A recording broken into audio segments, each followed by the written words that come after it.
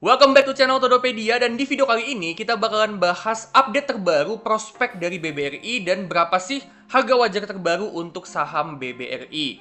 Ya, jadi buat teman-teman yang lagi mau pertimbangin untuk beli saham BBRI atau mau nambah nih untuk saham BBRI, ya apakah bagus nih di harga sekarang di 4.000 ya, kalian tonton video ini sampai habis untuk kalian tahu jawabannya.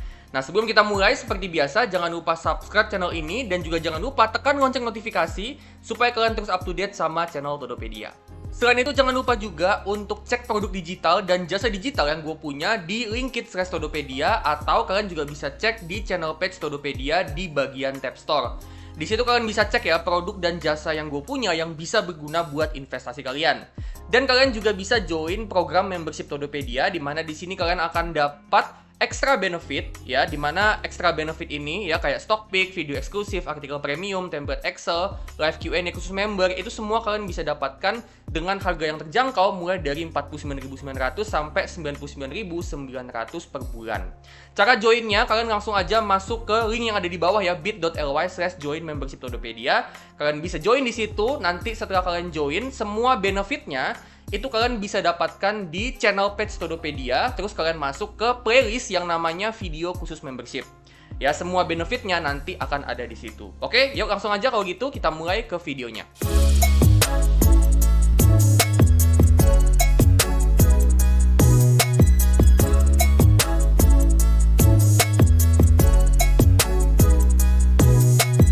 Oke, kita bakalan bahas ya, kita bakalan bedah update terbaru untuk BBRI di semester pertama tahun 2025. Kita bisa lihat di sini teman-teman ya, untuk loan and financing ini bertumbuh ya, untuk pinjamannya sama pembiayaannya ini bertumbuh 6% year on year. Ini bagus sebenarnya, masih bertumbuh, tapi ini pertumbuhannya melambat. Dimana di tahun-tahun sebelumnya, biasanya nih loan and financingnya itu bisa tumbuh di kisaran 8-10%, sampai 11% itu juga bisa. Ya, tahun ini itu cuma 6%, artinya ada perlambatan. Nah, kenapa bisa melambat? Ya, menurut gue itu karena adanya perlambatan ekonomi, daya beli masyarakat itu lagi lemah, dan itu ngebuat orang itu jadi lebih sedikit untuk ngambil pinjaman, dan itu juga ngebuat BRI ini lebih hati-hati dalam penyaluran kredit. Jadi, mereka untuk nyalurin kredit itu nggak bisa sembarangan, gitu ya. Mereka lebih hati-hati, dan dengan kayak gitu, itu ngebuat ya pinjamannya itu tetap bertumbuh, tapi melambat pertumbuhannya. Nah, pertumbuhan pinjaman dan pembiayaan yang melambat, ya, ini juga ngebuat untuk pendapatan bunga sama pendapatan bunga bersihnya ini tumbuhnya juga cukup lambat, cuman sekitaran 2% year on year. Nah, pendapatan bunganya sama pendapatan bunga bersih ini bahkan pertumbuhannya lebih lambat lagi ya daripada pertumbuhan pinjaman. Nah, kenapa bisa kayak gitu? Ya, itu karena BBRI ini ya di tahun 2025 ini dia memang ngurangin porsi dari pinjaman mikro, pinjaman UMKM. Dan dia banyakin porsi di pinjaman consumer dan juga pinjaman korporasi. Gitu ya. Jadi porsi kredit mikronya itu dikurangin. Ditambahnya itu di bagian consumer sama corporate. Yang mana untuk pinjaman consumer sama corporate itu bunganya lebih kecil daripada pinjaman mikro, pinjaman UMKM. Ya, jadi itu ngebuat ya secara total bunga pinjamannya BRI itu jadinya menurun. Nah, itu ngebuat pendapatan bunganya itu bertumbuhnya lebih lambat daripada pertumbuhan kredit gitu ya. Jadi pertumbuhan kreditnya udah lambat, ditambah sama bunga pinjamannya itu menurun, ya itulah yang ngebuat pendapatan bunga ya sama pendapatan bunga bersihnya itu pertumbuhannya lebih lambat daripada kreditnya. Nah, terus kita lanjut teman-teman ya, di bagian ini kita bisa lihat ya, untuk other operating income ya non interest ya. Jadi ini pendapatan non bunga.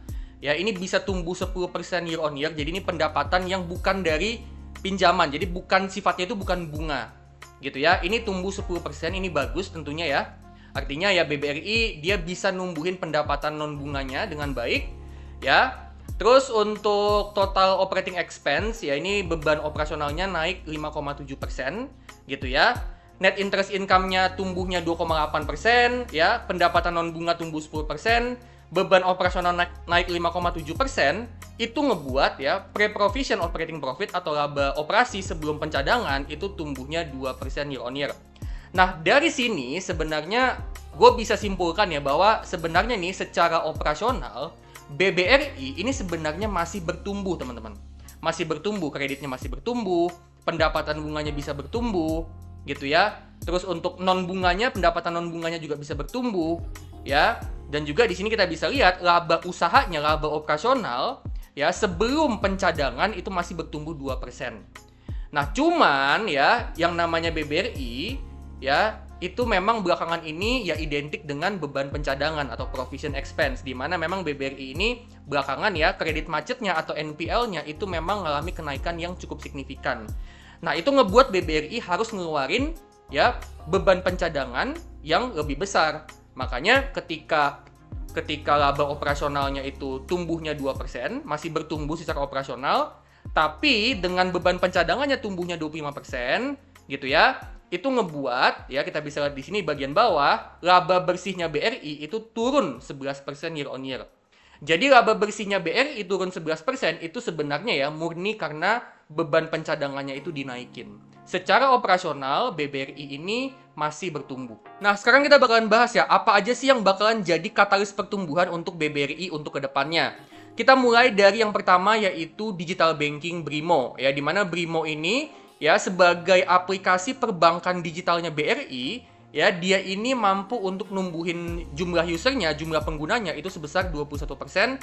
Untuk transaksinya itu tumbuh 26% ya year on year, dan untuk nilai transaksinya itu tumbuhnya 25% year on year. Jadi pertumbuhannya bagus ya di sekitaran 20% gitu ya, baik dari segi jumlah penggunanya maupun dari segi transaksinya ini pertumbuhannya bagus di sekitaran 20% year on year. Dan kalau teman-teman lihat di bagian tengah ya, itu bisa dibilang layanan perbankannya itu ditambah terus, fiturnya ditambah terus. Dengan kayak gitu itu bisa menarik minat calon nasabah untuk dia buka akun, untuk dia buka rekening di BRIMO. Nah, dengan kayak gitu, dengan semakin banyak orang yang buka tabungan, buka rekening di BRIMO, ya, itu bisa ngebantu pertumbuhan dari dana simpanannya BRI, terutama untuk dana murah atau dana casa. Di mana dana casa atau dana murah ini, kalau misalnya pertumbuhannya pesat, ini bagus, di mana itu bisa ngebuat BRI ini jadinya dia semakin hemat dari segi beban bunga yang harus dibayar ke nasabahnya. Gitu ya, itu bisa ngebantu efisiensi beban bunga. Ya, dan untuk BRIMO ini ya selain tadi dia bisa ngebantu untuk lebih efisien beban bunga, dengan jumlah transaksinya itu bertumbuh sekitaran 20%, 25% year on year, itu juga bisa ngebantu pertumbuhan dari pendapatan non bunga, secara spesifik ya pendapatan fee based income ya, pendapatan fee transaksi. Gitu ya, itu bisa ngebantu pendapatan dari transaction fee income untuk BRI. Gitu ya, dan juga dengan si BRI ini dia udah punya BRIMO, udah punya digital banking, itu juga bisa ngebuat BRI ini lebih cepat dan lebih mudah untuk penyaluran kredit teman-temannya, di mana untuk di BRIMO ini juga ada fitur untuk ngambil pinjaman dan juga pengajuan kartu kredit ya, yang mana tentunya dengan ada di aplikasi itu mempermudah dan mempercepat nasabah ya untuk ngambil pinjaman dari BRI. Itu tentunya bisa ngebantu juga pertumbuhan dari pinjamannya BRI. Gitu ya. Jadi pertumbuhan dari dana simpanannya terutama casanya juga bisa kebantu, pertumbuhan dari pinjamannya juga bisa kebantu, ditambah pertumbuhan dari fee transaksi ya, pendapatan fee transaksi itu juga bisa kebantu dengan adanya BRIMO ini ya. Menurut gua BRIMO ini bisa jadi katalis pertumbuhan yang cukup signifikan untuk BBRI untuk kedepannya terutama dalam jangka panjang. Next, yang kedua yang juga bisa jadi katalis pertumbuhan untuk BBRI itu adalah holding ultramikro, di mana BRI bersama dengan Pegadaian sama PNM mereka ini ngebentuk holding ultramikro. Nah, kita bisa lihat di sini ya untuk kinerja dari Pegadaian sama PNM ya, kita mulai dari Pegadaian dulu. Untuk total asetnya sama loan outstanding atau total pinjaman, total pembiayaannya Pegadaian itu bisa bertumbuh di kisaran 29% sampai 31%, dan ini pertumbuhan yang signifikan. Ya, dengan asetnya bisa tumbuh 29%, pinjamannya tumbuh 31%, artinya untuk kedepannya ini bisa jadi potensi pertumbuhan pendapatan dan laba yang juga cukup signifikan untuk Pegadaian. Logikanya adalah kalau misalnya pinjaman atau pembiayaannya makin banyak, artinya kan potensi pendapatan bunga yang bisa didapat sama Pegadaian kedepannya itu juga akan makin besar. Gitu ya, apalagi tumbuhnya signifikan. Dan di income statement-nya untuk net interest income atau pendapatan bunga bersih untuk Pegadaian ini bisa tumbuh 25%. Gitu ya. Jadi pertumbuhannya cukup selaras dengan pertumbuhan dari asetnya sama loan-nya. Terus untuk pendapatan operasional lainnya ini bisa tumbuh sampai 90%, ini juga signifikan ya, hampir 2 kalinya. Dan untuk laba bersih Pegadaian tumbuhnya sampai 23% year on year. Nah, ini pertumbuhan yang bagus banget, yang signifikan, dan tentunya dengan pertumbuhan kayak gini, kalau misalnya Pegadaian bisa mempertahankan, ini bisa jadi mesin pertumbuhan untuk BBRI untuk kedepannya, terutama dalam jangka panjang. Apalagi dengan Pegadaian ini dia masuk ke dalam ekosistem dari bisnisnya BRI, ya dia juga akan dapat channel, dapat akses, ya akses untuk dia kasih pembiayaannya, akses untuk dia kasih layanan keuangannya itu lewat channel-channel yang ada di ekosistem bisnisnya BRI. Salah satunya adalah Brimo. Gitu ya. Jadi dengan dia masuk ke dalam ekosistemnya BRI, ya, ini mempermudah Pegadaian untuk bertumbuh. Ini mempermudah Pegadaian untuk dia bisa kasih pembiayaan, untuk dia bisa kasih layanan keuangan ke nasabah yang ada di dalam ekosistem bisnisnya BRI. Gitu ya. Untuk PNM juga bertumbuh meskipun memang pertumbuhannya nggak gitu gede, nggak gitu signifikan, ya, nggak sesignifikan Pegadaian. Ya, asetnya stagnan teman-teman ya. Terus untuk loan outstanding bisa tumbuh tipis, ya, pendapatan bunga bersihnya tumbuh 7%, ya, dan laba bersihnya tumbuhnya 6%. Jadi ada pertumbuhan tapi memang nggak terlalu signifikan banget. Dan kalau teman-teman bandingin sama Pegadaian, sebenarnya Pegadaian ini dari segi nominal, baik dari nominal aset, nominal pinjaman, nominal pendapatan maupun laba, itu Pegadaian itu lebih besar. Artinya memang kontribusi Pegadaian terhadap BRI secara overall itu lebih besar daripada kontribusinya PNM. Gitu ya. Nah, menurut gua ya, dengan Pegadaian sama PNM ini masuk ke dalam ekosistemnya BRI, ya tentu mereka akan dapat akses dong ke nasabahnya BRI yang memang jumlahnya udah banyak banget. Dengan kayak gitu, seperti yang tadi gue bilang, itu mempermudah mereka untuk kasih layanan keuangan yang mereka punya.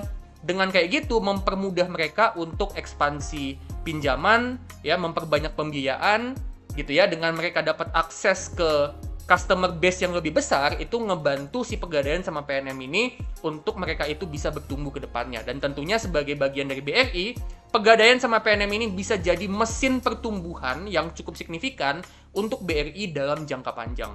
Next yang juga bakalan jadi katalis pertumbuhan untuk BBRI untuk kedepannya itu adalah penyaluran pembiayaan Koperasi Desa Merah Putih atau KDMP.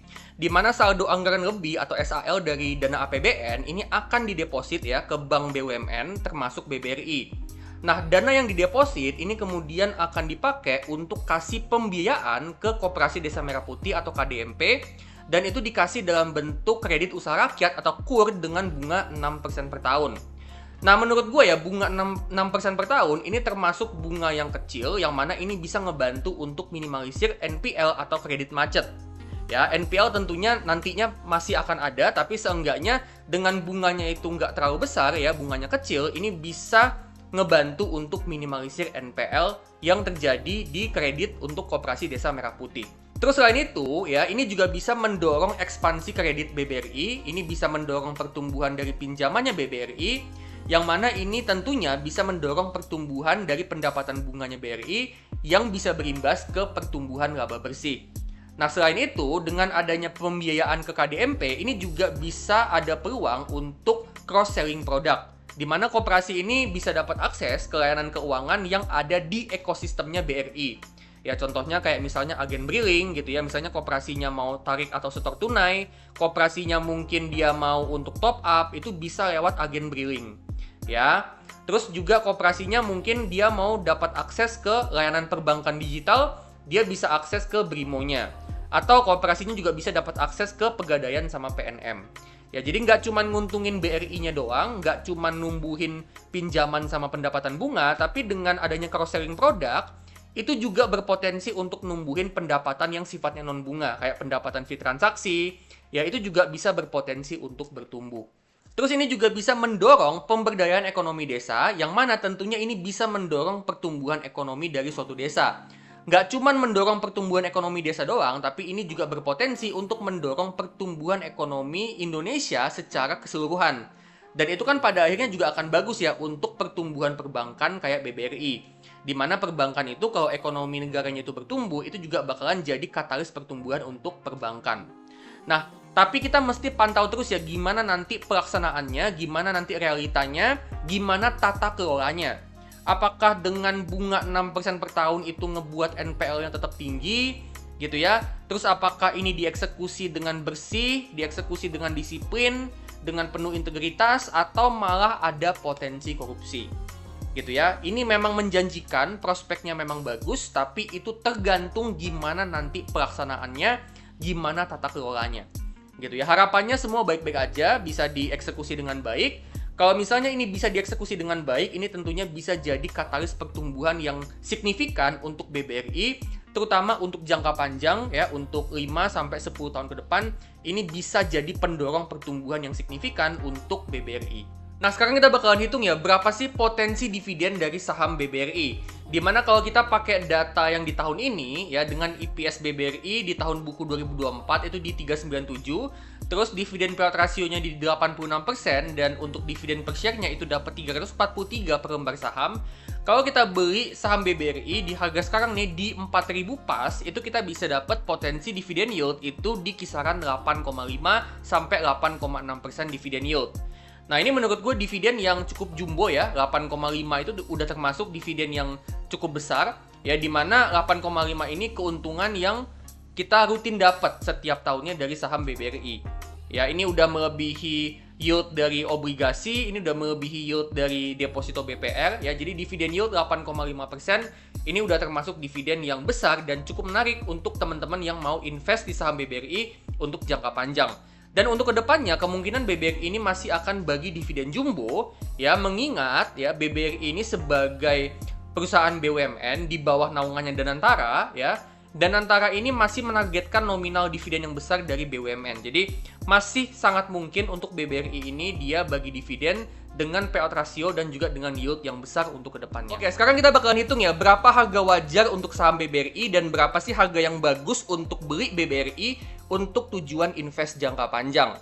Di sini kita bakalan pakai tools discounted dividend model dan kita bakalan pakai tools discounted dividend model fair value calculator. Nah, buat teman-teman yang minat untuk dapetin tools ini, ya, tools ini gue jual, langsung aja kalian klik link yang ada di kanan atas. Oke? Nah, di video sebelumnya ya teman-teman ya, kita juga pakai ya discounted dividend model untuk ngitung harga wajar BBRI, dan kita dapat ya untuk harga wajar BBRI untuk invest 10 tahun itu di 3916, di 3.900 harga wajarnya.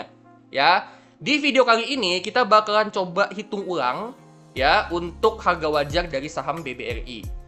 Nah, untuk EPS kita tetap bakalan pakai EPS yang terbaru ya. Terus untuk estimasi pertumbuhan di video sebelumnya kita pakai estimasi itu 5% per tahun. Nah, cuman menurut gue ya, setelah gue pertimbangin lagi 5% per tahun ini kayaknya terlalu konservatif. Mengingat BBRI ini dari beberapa tahun terakhir dia ini potensi pertumbuhannya bagus, pertumbuhan labanya bagus gitu ya.